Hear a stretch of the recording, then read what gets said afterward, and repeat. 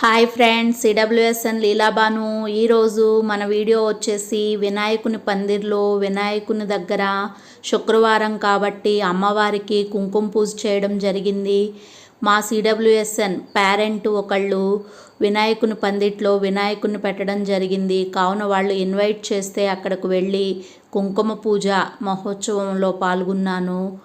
కుంకుమ పూజ చాలా బాగా జరిగింది.